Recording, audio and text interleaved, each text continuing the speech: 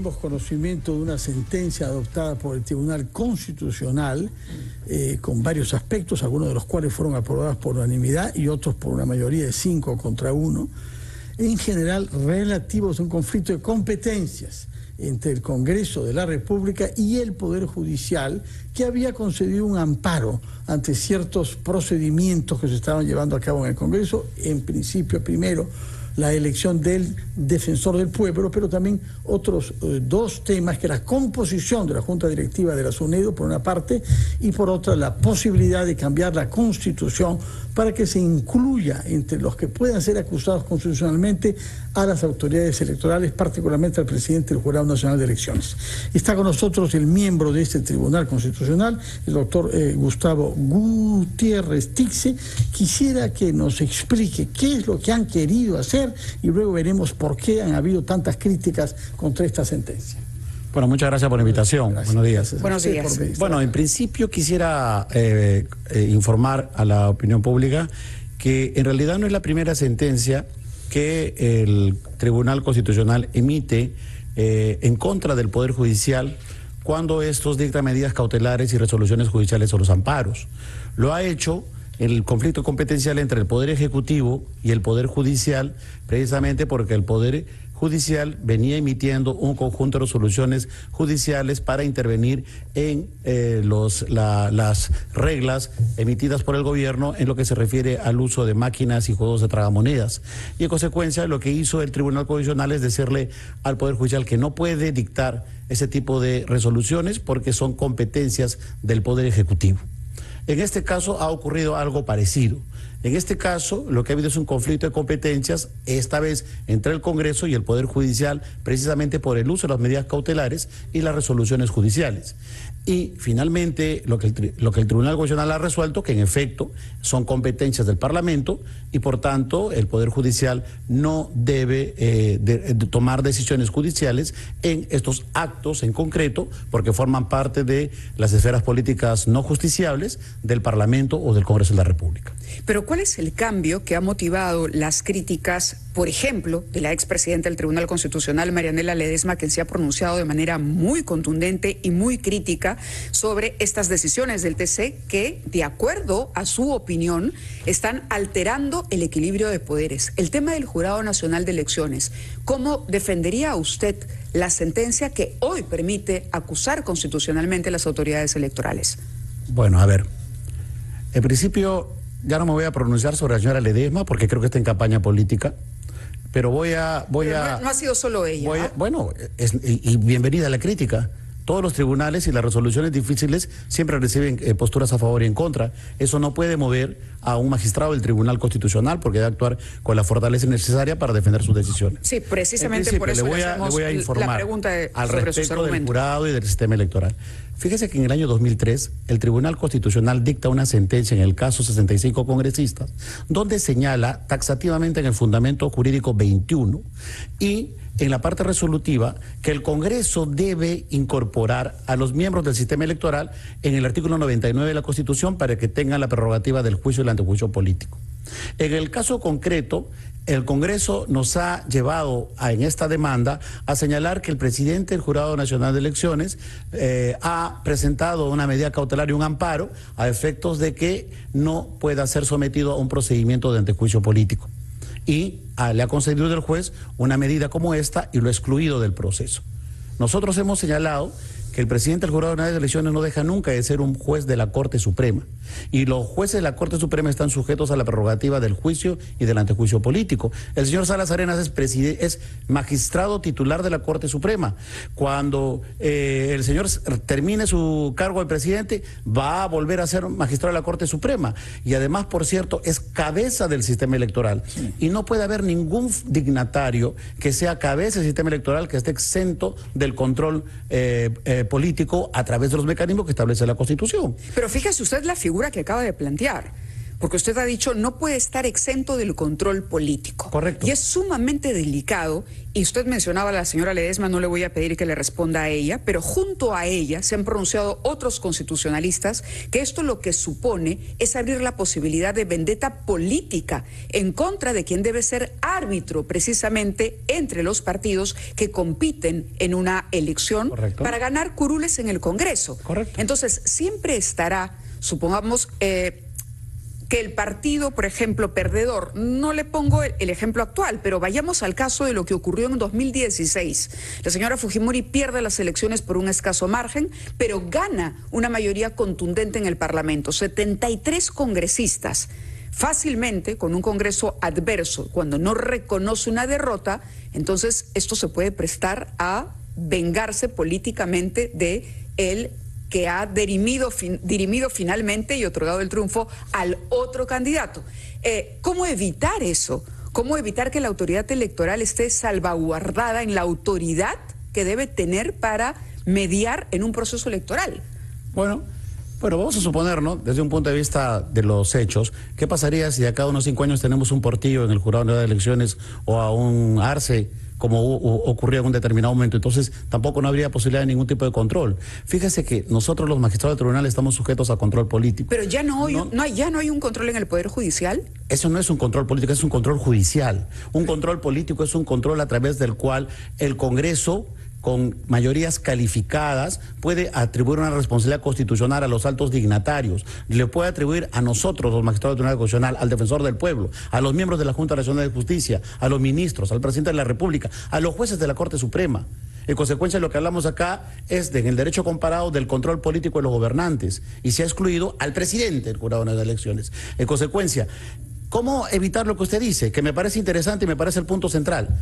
A través de los procesos de tutela de derechos, porque no estamos diciendo, y lamentablemente hay muchas personas que ni siquiera han esperado que la sentencia se publique para poder leerla. Lo que estamos diciendo es que el presidente del jurado, como los demás dignatarios y como los demás ciudadanos, pueden interponer procesos de amparo contra el Congreso, pero cuando hay una afectación a sus derechos fundamentales, cuando haya una violación a un derecho fundamental, no cuestionen el diseño, porque el diseño es político. O sea, el diseño lo hace el Congreso de la República. La Constitución estaba equivocada cuando, para evitar justamente lo que ha dicho Mávila Huertas, previó que ese cargo del Estado no fuera sometido a un control de los congresistas que se supone deben su elección a una autoridad presidida por la persona que ahora ellos pueden echar. Justamente para eso es que la Constitución no estableció eso. Yo quisiera que nos explique por qué este cambio constitucional le parece tan importante en las actuales circunstancias, pero que lo haga después de una breve pausa, doctor Gutiérrez Tixe. Vamos a retomar nuestra conversación con el miembro del Tribunal Constitucional después de haber escuchado los titulares de la media hora. Estamos conversando con el miembro del Tribunal Constitucional, Gustavo Gutiérrez Tixe, quien ha venido a explicarnos las razones por las que el Tribunal Constitucional ha sentenciado que en el conflicto de competencias entre el Congreso de la República y el Poder Judicial se debe dar la razón al Congreso, que sí estaba facultado para actuar de la manera como lo hizo, y en consecuencia quedan anulados los procesos de amparo que estaban en curso en el Poder Judicial. Y usted debía contestarnos en relación a la pregunta que le había hecho Mávila Huertas, si justamente politizar el control al presidente del Jurado Nacional de Elecciones no lo hace vulnerable ante las presiones políticas que han querido ser evitadas por el artículo 99 de la Constitución, que justamente no lo incluía en la lista de los altos funcionarios que podían ser sometidos a un control político, para hacerlo, como dijo Mávila, a un control judicial. Gracias por la pregunta, Fernando. Le repito, y con la respuesta que di anteriormente, ¿no? O sea, también bajo esa lógica nosotros tendríamos que estar eximidos de cualquier tipo de control político. ¿Recuerdan ustedes el caso de Eloy Espinosa? Y son los gajes y los costos de ser un alto dignatario. Estamos sujetos a un control judicial y a un control político, como en cualquier democracia constitucional. Y esto no viene de este tribunal. Esto, como les decía, es una doctrina jurisprudencial que tiene muchísimos años y que encuentra un problema que aún está pendiente por resolver. Nosotros no nos hemos pronunciado sobre todo el sistema electoral, nos hemos pronunciado únicamente sobre el estatus del presidente del Jurado Nacional de Elecciones, porque consideramos que es un juez de la Corte Suprema y cabeza del sistema electoral, y por tanto tiene que tener una correspondencia con el control político y el control judicial. Claro, pero precisamente, permítame quisiera terminar la idea para que... Está bien, doctor. Quien se ha pronunciado al respecto sobre todo el sistema electoral es el Tribunal Constitucional el año 2003, en el caso 65 congresistas, en la sentencia que firman unánimemente Álvaro Randini, Bardelli, Rey Terry, Aguirre Roca, Reboredo Marzano, González Ojeda y García Toma, y exhortan al Congreso de la República para que reformen el artículo 99 e incorporen no solo al presidente del jurado, a los demás miembros del Jurado Nacional de Elecciones, al jefe de la OMPE y al jefe de la RENIEC. Del RENIEC. Lo que hemos hecho nosotros es considerar que esa exhortación no ha sido hasta el día de hoy resuelta, y consideramos que sí es importante que todos los dignatarios estén sujetos tanto al control judicial como al control político. Es decir, ustedes han usado entonces la opinión de estos otros juristas. Una sentencia. Bueno, la sentencia para aplicarla ahora, porque existía esa sentencia. Hemos reiterado la exhortación, no es una resolución final, no es que el día de mañana el Congreso va a poder hacerle un control político al jefe de la OMPE, tendrá que reformar su constitución, llegar a los 87 votos para poder incorporar. Lo que hemos hecho acá es una exhortación al Congreso de la República siguiendo la jurisprudencia del Tribunal Constitucional. Claro, pero Fernando también hacía una repregunta interesante antes de ir a la pausa y le decía, ¿por qué entonces la Constitución hasta ahora ha mantenido esta salvedad en el caso del presidente del Jurado Nacional de Elecciones? ¿La Constitución estaba equivocada hasta hoy? No, probablemente ahí haya un vacío, en razón de que, lo voy a reiterar, que en el caso del sistema electoral peruano, el presidente del Jurado de Elecciones ni siquiera se elige. El presidente del Jurado de las Elecciones directamente dice, ¿sabe qué? Me saca un vocal de la Corte Suprema y me lo pone presidente. Pero es elegido por los miembros. No es elegido por los miembros. Por los miembros de la Corte Suprema votan. Ah, claro. Sí, por los eso. miembros de la Corte Suprema. Y el resto de la Corte Suprema sí tienen la prerrogativa del juicio y el antejuicio. Entonces la pregunta no tiene que ver con elecciones, con política, pues. Es que lo vuelvo a reiterar, todos tenemos de alguna forma, los altos dignatarios, estamos expuestos a las presiones políticas. Pero las funciones que cumplen los altos dignatarios son diferentes. En el caso de, a ver, le ponemos un ejemplo, un paralelo en un partido que también se ha utilizado. Es decir, no se le puede dar el arbitraje, ¿no?, a uno de los fanáticos, si se quiere, o barristas de uno de los partidos que va a jugar ese partido. Son 87 votos. Es como si fuera una vacancia. No se puede utilizar esta prerrogativa. Pero es una decisión política. Es una decisión política, evidentemente, como una decisión política puede ser separar o vacar un magistrado del Tribunal Constitucional. No se está rompiendo el equilibrio de poderes y se le está otorgando al Parlamento mayores poderes, por ejemplo, que el Poder Judicial. Se llama el impeachment. El impeachment es un juicio político que ejercen los altos dignatarios. Son mecanismos de control de los gobernantes. Estamos dentro del espacio político de las atribuciones del Parlamento. Función legislativa, función de control político y funciones especiales. Doctor Estamos Gutiérrez, equiparando más bien el establecimiento. En el abuso al Parlamento de lo controlamos nosotros, los controlan los jueces, los controla la ciudadanía, los controla la población, los controla los periódicos, los medios de comunicación. Hay un equilibrio porque hay una correspondencia de control. El presidente puede vetar, nosotros podemos declarar inconstitucional. Los medios no somos parte de los poderes que administran el Estado. Bueno, no son parte de los poderes formales, pero son parte del poder. No, pero a ver, el Estado está compuesto por 3 poderes, sí, ¿correcto? Judicial, el legislativo y ejecutivo. Sí, no entiendo por qué menciona a la prensa. No somos, usted me está diciendo quién controla. No somos parte de la estructura del Estado. Usted me está diciendo quién controla al Parlamento. El Parlamento es un órgano político. En el equilibrio de poderes. Vuelvo a reiterar. Que debe haber en un sistema democrático, a eso me refiero. Precisamente eso da lugar a que la ciudadanía o la colectividad, los medios de comunicación, las asociaciones, etcétera, puedan ejercer un contrapeso también a los poderes públicos a través de las veedurías, participación ciudadana, etcétera. Pero la Constitución vela por el equilibrio de los poderes del Estado. Por eso, del Estado. Tiene que haber un balance, ideal entre el Ejecutivo, el Legislativo y el Judicial. Ninguno puede tener más atribuciones que el otro. ¿Quién ha dicho eso? Para que rija ese equilibrio. Pero a lo que me sorprende, Mavila, es que usted diga de pronto que para eso está la prensa. A mí me sorprende que usted diga eso, porque no hay un sistema. Pero déjeme responder. Pero déjeme responder. A mí me sorprende que usted diga eso, porque teoría política básica Los modelos son presidencialistas o parlamentaristas. ¿Qué significa eso? Que hay una incidencia de un poder por encima del otro. En los sistemas presidencialistas, el mayor poder tiene el presidente de la República que el resto de poderes. Y en los sistemas parlamentaristas, el Parlamento. ¿Y cuál es el que tiene el equilibrio que buscamos no va a ser nunca perfecto. Correcto. Pero hay un sistema de pesos y contrafrenos. Y en el caso de los actos políticos del Congreso, sí hay control. Y el tribunal lo está diciendo. Oiga, sí puede haber un control, pero no podemos permitir lo que se vino haciendo desde los inicios del año 2000, desde que el presidente Alan García o el presidente Toledo interponían procesos de amparo para frenar las investigaciones del Congreso. Permanentemente, inclusive miembros del fenecido gobierno fujimorista, interponiendo medidas cautelares o inclusive miembros del narcotráfico para que no haya investigaciones en el Parlamento de tipo político y que son de interés público. Entonces, lo que estamos señalando nosotros en este momento... ¿Reemplazar el presidencialismo por el parlamentarismo en el Perú? ¿Quién dice? Nosotros no tenemos ninguna competencia para eso.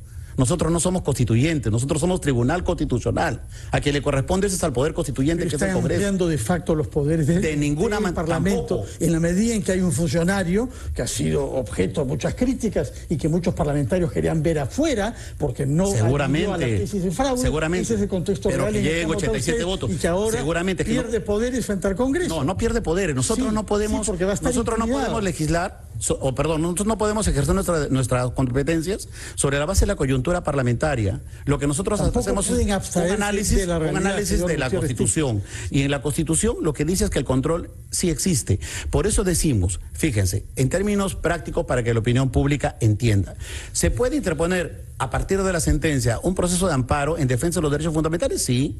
Si mañana eso es lo que hizo Alan García, si mañana, que usted dice que su recurso no debió ser lo que admitido. hizo fue una comisión investigadora. Sí, pidió y las comisiones que se reconozca que se había violado el debido proceso. Sí. Y le dieron la razón. Le dieron la razón, en efecto, pero no le dieron la razón solamente en un caso, le dieron la razón en otros. O sea, hubo un mal uso de la institución en determinado momento. Sí es posible interponer un amparo, sí es posible interponer un habeas corpus. Entonces dice usted que había que poner coto a lo que venía haciendo Alan García. Cuando no se trata... Ahora dice que tenía razón. No, es que, vuelvo a reiterarle, han habido decisiones que emiten los jueces y pueden seguir emitiendo, siempre y cuando hay una afectación a los derechos fundamentales, pero no en cuanto al diseño político, porque el diseño político ni siquiera es competencia del Tribunal Constitucional, es competencia de la Asamblea Legislativa. Ahora, podemos criticar a la Asamblea Legislativa, habrá que mejorar la próxima elección del Congreso, habrá que buscar mecanismos para que haya una mayor capacitación o un mejor nivel de representación legislativa, pero es el Parlamento quien le corresponde ese diseño. Tanto, es una autoridad electoral que sabe que si irrita de alguna manera con una decisión independiente del Congreso y a su mayoría, será destituido.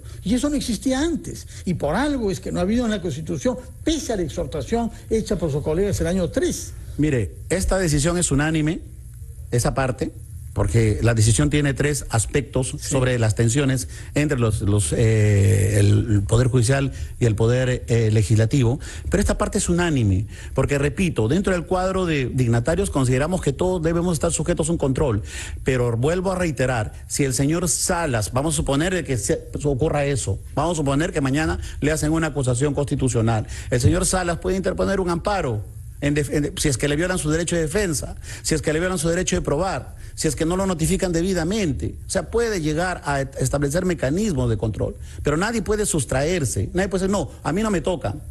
Eso no puede pasar en una democracia constitucional. No lo ha dicho nunca él, ¿eh? Pero es que son los constituyentes que decidieron no darle ese poder a los congresistas. Es que esa parte no ha estado del todo, ciertamente no ha estado del todo clara, porque la doctrina, repito, reitero, ha establecido, inclusive con la Constitución anterior, la ley podía establecer quiénes son los sujetos comprendidos con el antejuicio, era mucho más abierto. Bueno, entonces, en este caso se lo real es que ahora tenemos, así como las universidades van a supervisarse a sí mismas con la nueva SUNEDU, que ustedes en buena cuenta... Eso no es cierto tampoco. Bueno, sí, porque están eligiendo a 3 de los 7 miembros. Hay representantes del Estado pero también. Hacen una mayoría. Y al mismo tiempo son los políticos que se presentan a las elecciones que tendrán una palabra que decir sobre la autoridad que garantiza la transparencia de la Bueno, lamentablemente hay sectores que consideran de que el sistema político, en todo caso el Parlamento, debe estar menoscabado o que finalmente las funciones que le corresponden deben estar sujetos a permanente control. Nosotros creemos que no, que más bien una forma de fortalecer la democracia es fortalecer la institución parlamentaria que esté compuesta por quien esté compuesto, pero tengan a ver las garantías para poder hacer que esta no cometa ningún tipo de exceso. Doctor, y nosotros queremos que sí existe Gutiérrez, ese tipo de control. Ha tenido tiempo para exponer sus argumentos. Le agradecemos que haya estado con nosotros esta mañana en Ampliación de Noticias. Muchas gracias. Muy amable. Muy buenos días, señor Gutiérrez Tixe, miembro del Tribunal Constitucional.